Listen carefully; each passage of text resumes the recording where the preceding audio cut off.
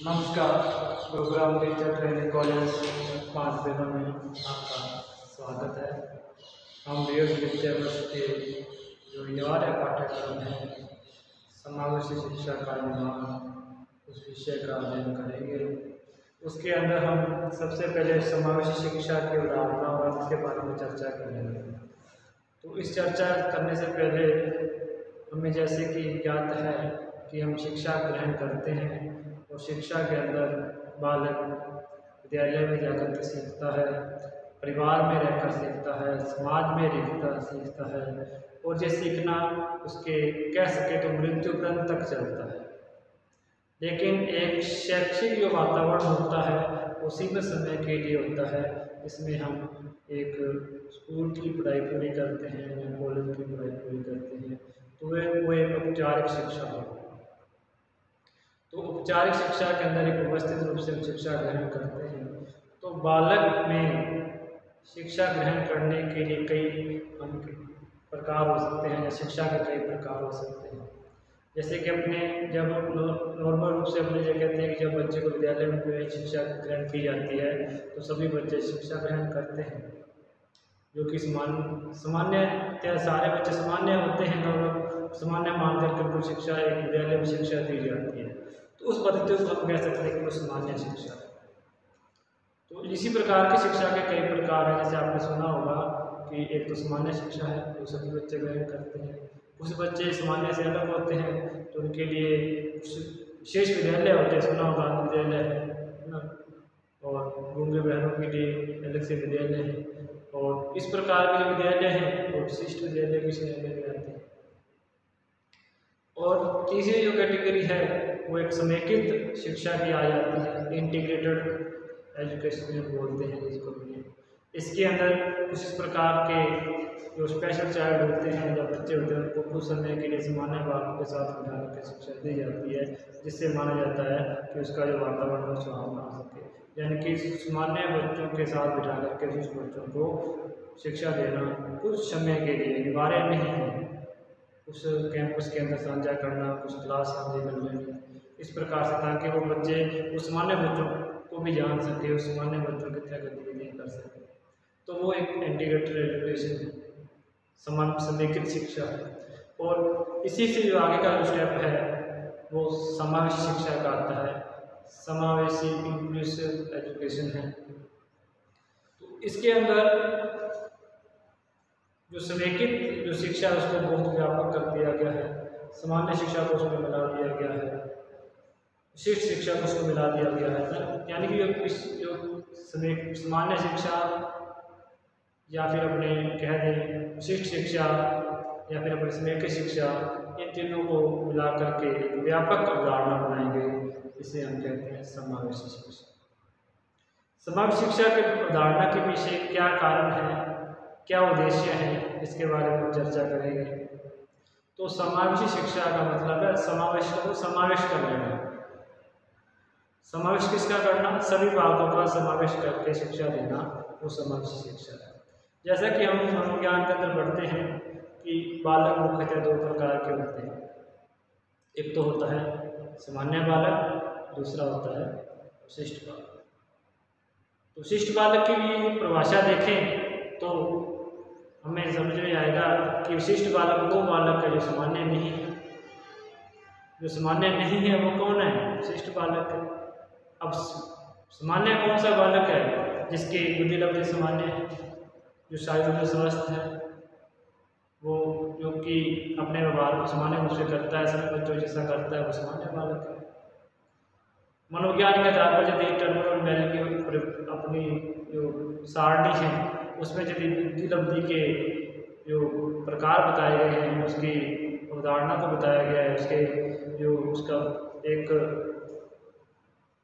Fix किया गया है कि कहाँ से कहाँ की बुद्धि लब्धि तक कौन सा बालक होता है। उसके अंदर अपने देखें तो 90 से लेकर के 110 की जो श्रेणी है वो सामान्य श्रेणी है, सामान्य बालकों की श्रेणी है। तो इसका अर्थ है कि जो बालक सामान्य है उसकी बुद्धि लब्धि क्या होगी? 90 से 110 के बीच में।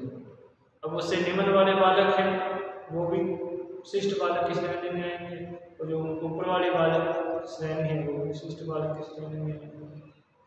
लेकिन जो समावेशी शिक्षा है वो एक अक्षम बालकों को अधिक ध्यान देती है। अक्षम का मतलब जो पिछड़ा हुआ बालक है, जो अपंग है, जो विकलांग है, तो यानी कि सामान्य बालक की श्रेणी से वो निम्न रह गया, तो किसी कारण से वो निम्न रह गया, सामान्य बालक की श्रेणी से निम्न रह गया, अपवंचित हो गया, सामाजिक रूप से अपवंचित हो गया।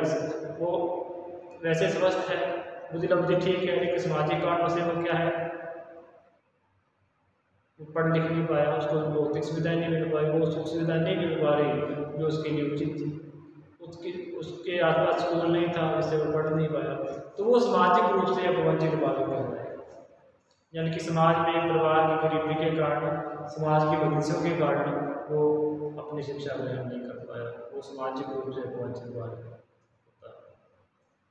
अब इसमें अपने उन बालकों का अध्ययन अधिकतर जोर दिया जाता है समग्र शिक्षा में, इस प्रकार के बालकों को दिया जाता है जिसका नाम रखा गया है अक्षम बालक, जिसके अंदर क्षमता कम है, वो अक्षम बालक है। इसके अंदर उन बालकों का भी ध्यान दिया जाता है जो कि सामान्य से ऊपर है, लेकिन उनके लिए ये ध्यान दिया जाता है कि उसके लिए उसी प्रकार के कार्य किए जाएं जिससे कि वो अपना विकास स्वयं और कर सके। लेकिन अधिकतर तो ध्यान दिया जाता है वो अक्षम बालकों पर, पिछड़े बालकों पर दिया जाता है। वो शारीरिक रूप से विकलांग हो सकता है, या मानसिक रूप से अक्षम हो सकता है, वो सामाजिक रूप से अक्षम हो सकता है। इस प्रकार के बालकों को अधिक ध्यान दिया जाता है। तो अपने इन आधारों पर देखा, इस आधार पर देखा कि बालक एक विशिष्ट कई प्रकार की विशेषताएं पाई जाती है बालकों में, जैसे कि शारीरिक रूप से, मानसिक रूप से और आर्थिक रूप से, सामाजिक रूप से, और लैंगिक भेदभाव भी होते हैं। लैंगिक के अंदर जैसे अपने सुना है कि लड़कियों को कुछ समय के बाद में शिक्षा के लिए आगे नहीं आने दिया जाता, उसको घर के काम में लगा दिया जाता है, उसकी शादी कर दी जाती है। इस प्रकार की बातें हैं वो भी लैंगिक अक्षमता के अंदर आएगी, लैंगिक विशेषता के अंदर आएगी। तो इन विशेषताओं को सामान्य रूप से समाप्त करने के लिए समग्र शिक्षा का जो पर्याप्त योगदान होता है, इन चीज़ों को समाप्त करने के लिए समग्र शिक्षा का योगदान होता है। किस प्रकार से होता है, तो इसमें क्या है, हम समग्र शिक्षा के पाठ्यक्रम को अध्ययन करेंगे, इसके दर्शन का अध्ययन करेंगे, तो इसमें आएगा कि सभी बालक शिक्षा ग्रहण करें। सभी बालकों को शिक्षा ग्रहण करने का अधिकार है, चाहे वो अक्षम बालक है, चाहे वो सामान्य बालक है। तो सभी बालकों को शिक्षा ग्रहण करने का अधिकार है। उसको साधन उपलब्ध करवाने के लिए समाज का उत्तरदायित्व है, विद्यालय का उत्तरदायित्व है, शिक्षक का उत्तरदायित्व है, समाज सेवक का उत्तरदायित्व है, परिवार का उत्तरदायित्व है कि उसको जो भौतिक संसाधन है उसको चाहिए वो उपलब्ध करें। इसलिए समग्र शिक्षा के अंदर क्या है, धारणा लाई गई कि जो बालक जो उसके आसपास का जो विद्यालय है उसको ही उस इतनी सुख सुविधाओं से परिपूर्ण कर दिया जाए कि वो वहीं रह करके अपने समाज के जो बच्चे हैं उनके साथ खेले, उनके साथ ही पढ़े, उनके साथ ही वो अपना विकास करें, जिससे कि वो अक्षम बच्चा है वो अपने आप को समाज से अलग महसूस नहीं करे, उसके अंदर हीन भावना न आए कि मेरे अंदर कोई कमी है इसीलिए मैं अलग विद्यालय में पढ़ रहा हूँ। तो इस प्रकार के विद्यालय का जो निर्माण किया जाता है उसी कक्षा के अंदर, उसी विद्यालय के अंदर वो सुख सुविधाएँ उपलब्ध करवा दी जाती है बालक को, जिससे कि वो अपनी पूर्ति करता है, आवश्यकताओं की पूर्ति करता है। तो उस प्रकार के विद्यालय को हम समावेशी विद्यालय कहते हैं। तो यदि हम अर्थ की बात करें, शिक्षा की समग्र शिक्षा के अर्थ की हम एक शॉर्ट में बात करें तो हम कह सकते हैं कि सभी बच्चे एक साथ शिक्षा ग्रहण करते हैं। तो परिभाषा क्या बनेगी कि इस प्रकार की शिक्षा में सामान्य रूप से सामान्य छात्र और अक्षम छात्र एक ही कक्षा कक्ष में एक ही साथ बैठ करके शिक्षा ग्रहण करते हैं। एक ही कक्षा कक्ष में एक साथ बैठ करके शिक्षा ग्रहण करना। कौन से बालक? सामान्य बालक और शिष्ट बालक। शिष्ट बालक का मतलब अक्षम बालक। अक्षम बालक और सामान्य बालक जब एक ही कक्षा में बैठ करके एक साथ शिक्षा ग्रहण करेंगे तो वो क्या होगी? समावेशी शिक्षा होगी। इस प्रकार की जो सुविधा उपलब्ध करवाता है वो उस विद्यालय को क्या कहेंगे? समावेशी विद्यालय कहेंगे। कहने का मतलब है कि हम उस कक्षा के अंदर कई प्रकार के बालक हो जाएंगे, उनकी क्षमताएं कई प्रकार की हो जाती है। किसी को श्रवण दोष है, किसी को दृष्टि दोष है, किसी को अपंगता है, कोई कम बुद्धि लब्धि वाला है। तो इस प्रकार की कई प्रकार के बालक है, उनकी आवश्यकता उसी कक्षा में पूरी हो जाए, वो उसी अपने ही समाज के लोगों के बच्चों के साथ बैठकर शिक्षा ग्रहण करे, अपने जो उसके दोस्त हैं, अपने जो परिवार के आसपास रहने वाले उनके जो उसके दोस्त हैं उनके साथ बैठकर शिक्षा ग्रहण करेगा, तो उसकी जो सुख सुविधा है उसी कक्षा में पूरी हो जाएगी। इस प्रकार के कक्षा कक्ष को भी समावेशी कक्षा कक्ष कहेंगे, और इस प्रकार के विद्यालय को समावेशी विद्यालय कहेंगे। तो इस प्रकार की जो पूरी शिक्षा की प्रक्रिया है उसको हम समावेशी शिक्षा कहेंगे। तो इस व्यवस्था में सभी प्रकार के अक्षम छात्र सामान्य छात्रों से मिलकर शिक्षा ग्रहण करते हैं। इससे एक और तो अब इसमें दो प्रकार की बातें हैं। एक और तो अक्षम बालक हैं, वो सामान्य बालक के साथ बैठकर शिक्षा ग्रहण करते हैं, तो उनके अंदर अलगाव की स्थिति पैदा नहीं होती, वो अपने आप को हीन भावना से ग्रसित नहीं होते या हीन नहीं समझते। दूसरी ओर जो सामान्य छात्र हैं, जब प्रतिभाशाली छात्र हैं, वो उसका सहयोग करते हैं। तो वो सहयोग करके उनको लगता है कि हमें उनका सहयोग करना चाहिए, उनको कुछ नहीं आता तो बताना चाहिए, जिससे कि उनके अंदर भी जो सहानुभूतिपूर्ण जो भावना है उसका विकास होता है, दूसरों को मदद करने की भावना का विकास होता है, वो उनसे मित्रता का संबंध रखते हैं। इस प्रकार से वो हीन भावना से बच जाते, अक्षम बालक हीन भावना से बच जाते हैं, और जो प्रतिभाशाली बालक है, सामान्य बालक है, उनकी शिक्षा में विकास होता है, क्योंकि दूसरों को बताएंगे तो अपनी शिक्षा का भी, अपने ज्ञान का विकास होगा, अपने समय का भी सदुपयोग होगा ना। प्रतिभाशाली बालक को पहले थोड़ा सा एडवांस रहते हैं, तो वो अपने आप में फ्री समझते हैं, तो दूसरों की मदद करके अपने समय को सदुपयोग कर सकते हैं। तो इस प्रकार से अक्षम बालक है वो हीन भावना से बच जाता है, और सामान्य बालक दूसरों की मदद करके, उन बालकों की मदद करके अपने आप को खुश महसूस करता है, अपने आप के अंदर सहानुभूति वाली भावना लाता है, अपने सहयोग की भावना लाता है, जिससे कि उसके अंदर सामाजिकता का विकास हो जाता है। तो इससे अब इस प्रकार की व्यवस्था के अंदर सहयोग कौन कौन कर सकता है? देखो, सबसे पहले तो परिवार को करना होगा। परिवार जब इस विद्यालय में प्रवेश दिलाएगा बच्चे का, तभी वो आगे बढ़ पाएगा। उसके बाद शिक्षक को ये समझना होगा कि ये बालक सामान्य बालक जैसा ही है, सामान्य बालक को समझते हुए उसके अंदर कितना विकास करना चाहिए पूरी लगन के साथ, कि मुझे इस बालक को अधिक से अधिक जो अधिगम स्तर है उसको उच्च करना है। तो लगन के साथ उसकी भावनात्मक रूप से जुड़ करके उसका प्रयास करना चाहिए। उसकी जो भी सुख सुविधा है, उसको जो उसकी आवश्यकता है उसको पूर्ति करने का प्रयास करना चाहिए, जिससे कि वो बालक अपनी कक्षा के अंदर बैठ करके आत्मसम्मान से शिक्षा ग्रहण कर सके। हाँ, यदि ऐसा नहीं हो कि उसको प्रवेश तो दे दिया, लेकिन उसके बाद उसको क्या है, शिक्षक ने एफर्ट ही नहीं किए, प्रयास नहीं किया, उसको लगा कि अब ये नहीं सीख सकता, चलो प्रवेश देना तो मजबूरी था कि सरकार ने कह दिया, इस प्रकार से नहीं होना चाहिए। उसको पूरी तरह से एफर्ट लगा करके, पूरी तरह से प्रयास करके उस बालक का जो अधिगम स्तर है उसको उच्च बनाने का प्रयास करना चाहिए।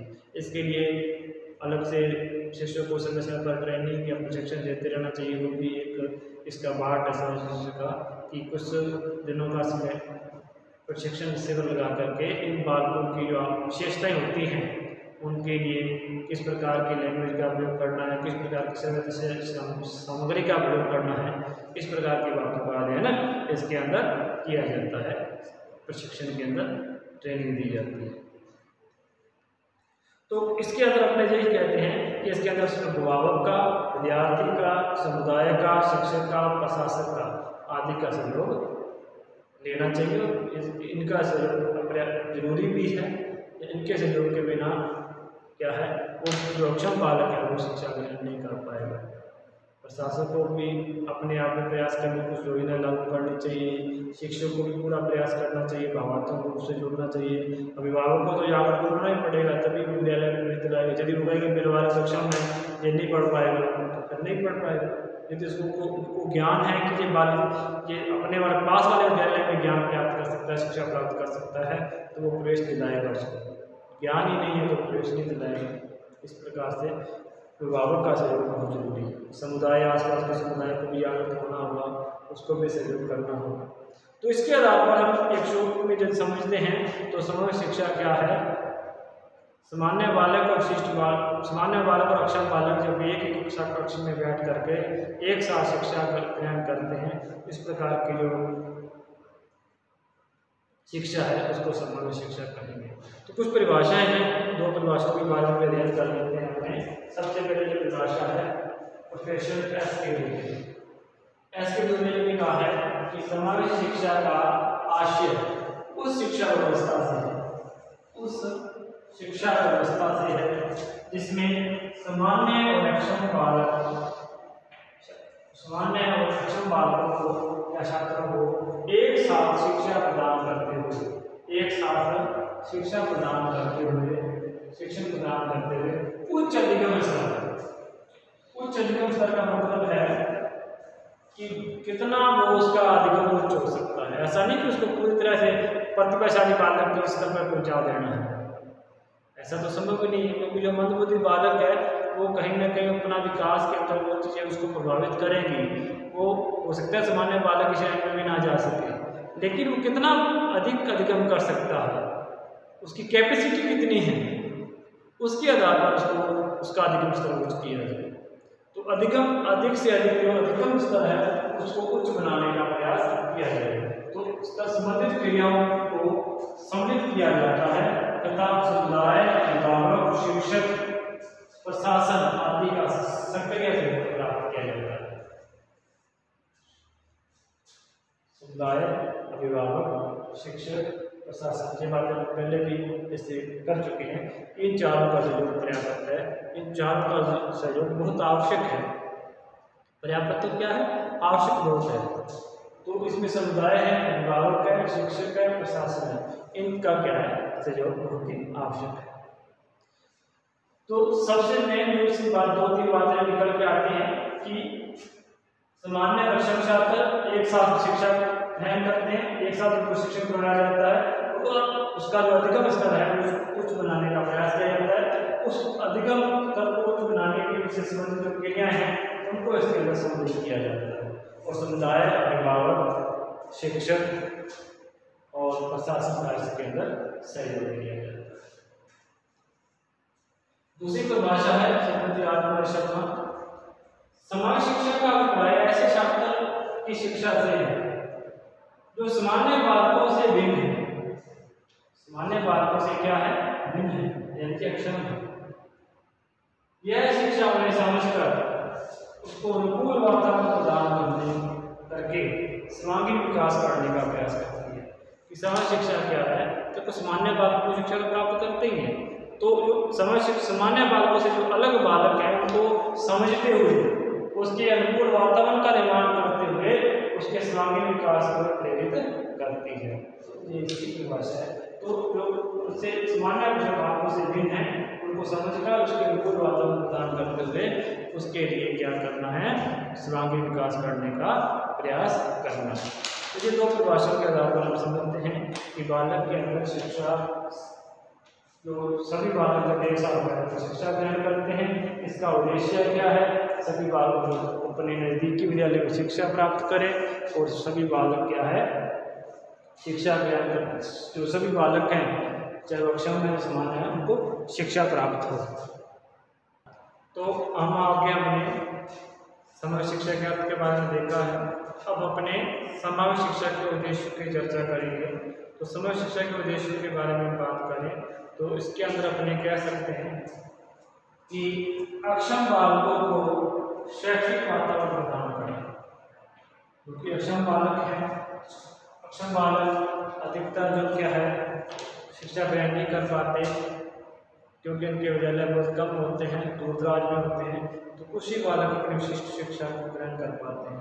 और जो कि मध्यम श्रेणी के होते हैं, न तो पूरी तरह से विशिष्ट होते हैं, न पूरी तरह सामान्य होते हैं, उन बालकों को विशिष्ट शिक्षा में यदि वो भी उस बालकों को विशिष्ट शिक्षा में भी नहीं ग्रहण कर पाते और न सामान्य बालकों की श्रेणी में जा पाते हैं या सामान्य बालकों की श्रेणी में जा पाते हैं, तो उनको उन सामान्य बालकों के साथ मिलाकर शिक्षा ग्रहण करवाई जाए, वहीं उसका वातावरण उपलब्ध करवाया जाए जिससे कि सामान्य बालकों के साथ बैठकर शिक्षा ग्रहण। बालक में नहीं प्रतिभाओं का विकास करना है, तो कोई ना कोई बालक है, जैसे कोई भी बालक है तो उसके अंदर कोई ना कोई प्रतिभा होती है, चाहे वो एक फील्ड के अंदर कमज़ोर है तो कहीं दूसरी फील्ड के अंदर वो आगे होगा, दूसरे क्षेत्र के अंदर वो आगे होगा। इस प्रकार से कोई शारीरिक रूप से विकलांग बालक है तो हो सकता है उसकी मानसिक रूप से स्वस्थ होगी, संगीत के अंदर, मानसिक क्रियाओं के अंदर अधिक रुचि लेता है।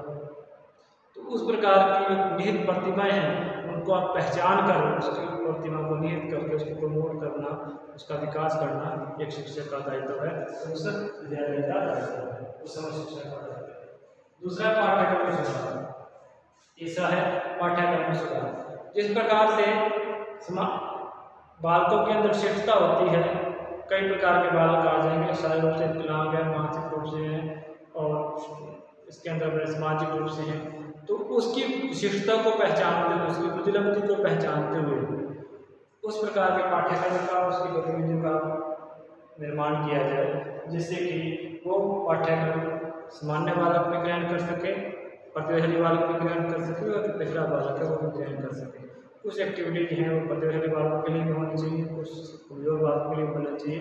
तो एक संतुलन सा बना करके पाठ्यक्रम होना चाहिए और उस पाठ्यक्रम में सुधार किया जाना चाहिए। गतिविधियों और नई नई विधियों का प्रयोग इसके अंदर किया जाना चाहिए। चौथा पॉइंट है पाठ्यक्रम शिक्षण विधियों या शिक्षा समस्याओं का समाधान। तो कई प्रकार के बालक होंगे, कई प्रकार की विशेषता वाले बालक होंगे, तो उसके अंदर कई प्रकार की विधियों का उपयोग करना पड़ेगा, कई प्रकार के शिक्षक को भी प्रशिक्षण करना पड़ेगा, पाठ्यक्रम के अंदर भी संशोधन करना पड़ेगा।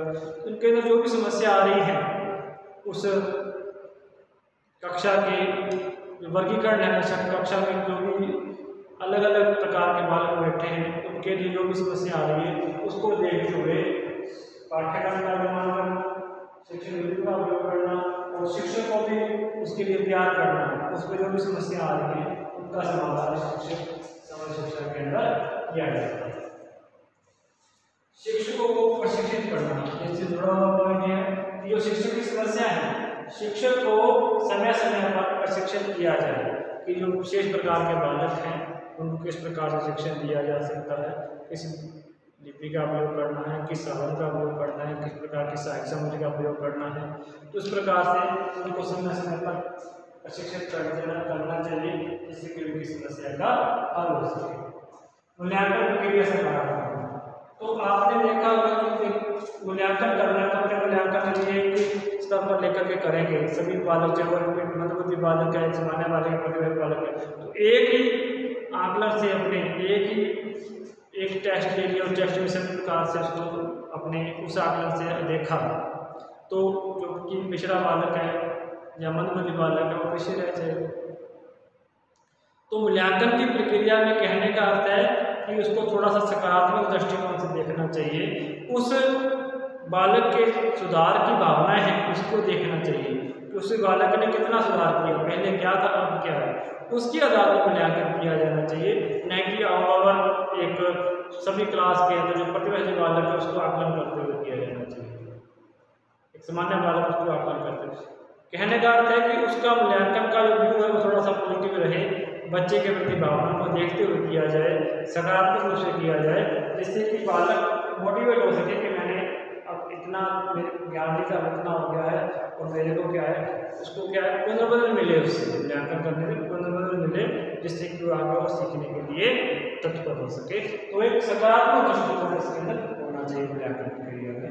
उस बालक, एक व्यक्तिगत बालक में क्या सुधार हुआ है उसके आधार पर मूल्यांकन होना चाहिए, न कि सभी के आधार पर होना चाहिए। ये इसके अंदर छात्रों की रुचि और योग्यता का विकास, तो बालक ध्यान दिया जाए, छात्रों की रुचि और योग्यता का ध्यान दिया जाए, क्योंकि प्रत्येक बालक की रुचि अलग होती है, योग्यता अलग होती है। योग्यताओं की रुचि के अकॉर्डिंग ही शिक्षण कार्य करवाया जाए, उसके अकॉर्डिंग ही गतिविधियों का उपयोग किया जाए। किसी के अंदर खेल की रुचि अधिक है तो खेल वाले फील्ड के अंदर अधिक, संगीत की रुचि है, जहाँ विषय से संबंधित कोई भी रुचि अधिक अलग हो सकती है, किसी को विज्ञान के अंदर रुचि हो सकती है, किसी को क्या है जो समाज शास्त्र के विषय हैं उनके लिए रुचि हो सकती है, हिंदी साहित्य में रुचि हो सकती है। उसके आधार पर क्या है, रुचि योग्यता के आधार पर ही गतिविधियाँ करवाई जाएगी। लास्ट पॉइंट है 6 से 14, 0 से 6 6 से 14 और 14 से 21 वर्ष के बालक की शिक्षा। अब इसमें 3 वर्ग हैं, 0 से 6 बालक हैं जो प्राइमरी लेवल के बालक होते हैं, उनको शिक्षा से जोड़ा जाए, जैसे प्री प्राइमरी है या प्राइमरी स्तर पर शिक्षा जोड़ा जाए। उसके लिए जो अपंग बालकों के उनको सुख सुविधा उपलब्ध करवाई जाए। 6 से 14 के बालक हैं वो अपने कह सकें तो अपने प्राथमिक स्तर के बालक हो सकते हैं, तो उसमें उनको भी यदि कोई बालक की विशेष समस्या आ रही है, अपंग है या विकलांग है, तो उनको उस बालकों की शिक्षा से जोड़ा जाए और जो उनकी वहीं उसी विद्यालय के अंदर सुख सुविधाएं उपलब्ध करवाई जाए। तीसरा नंबर वर्ग है 6 से 14 से 21 वर्ग। ये वर्ग ऐसा वर्ग होता है, कभी कभी कुछ बालक होते हैं वो विद्यालय से पृथक हो जाते हैं, ड्रॉप हो जाते हैं किसी कारण से। उसका कारण पारिवारिक हो सकता है, परिवार की गरीबी या आर्थिक स्थिति हो सकती है, वहाँ की सामाजिक स्थिति हो सकती है। जैसे लड़कियों को लेकर के है कि कुछ समय तक उस आसपास का जो स्कूल है वहाँ तक की उसको पढ़ाई की जाती है, बाहर जाने के लिए मना किया जाता है। इस प्रकार की स्थिति है, जैसे किसी कारण से भी वो विद्यालय से पृथक हो गए हैं, शिक्षा से पृथक हो गए हैं, उनको भी शिक्षा से जोड़ने का प्रयास किया जाए, शिक्षा की मुख्य धारा से जोड़ने का प्रयास किया जाए। ये भी एक समग्र शिक्षा का उद्देश्य है। तो आज हमने समग्र शिक्षा का अर्थ, उसकी कुछ परिभाषाएं और उद्देश्यों के बारे में चर्चा की। कल नए विषय के साथ हम फिर क्लास में आएंगे, तब तक के लिए धन्यवाद।